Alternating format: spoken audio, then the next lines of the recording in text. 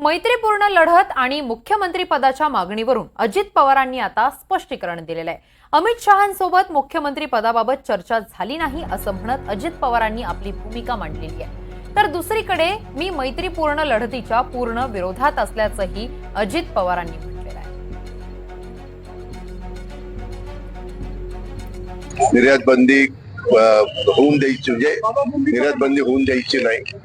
त्यामध्ये कुठल्याही परिस्थितीत कांद्याला आता शेतकऱ्यांना 2 पैसे मिळतात ते कसे मिळतील ते पाहायचं।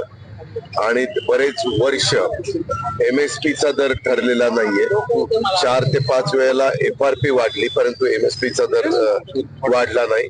ज्या सगळ्या वेगवेगळे प्रश्न होते ते प्रश्न मी माझ्या परीने त्यांना सांगितले आणि इतर पण काही चर्चा थोडी बहुत त्या ठिकाणी झाली।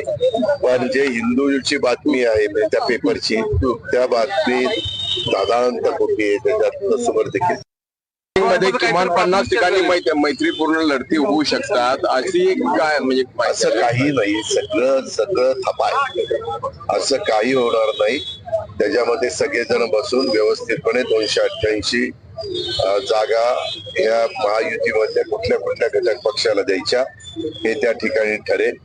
त्याच्यातलं बरचसं ठरलेलं आहे। अजून थोडस काही राहिलेलं आहे ते थोड्याच दिवसात आपल्याला समजेल। ज्यावेळेस आमचं फायनल ठरेल ना त्यावेळेस मग तुम्हाला सांगेन कोणाची किती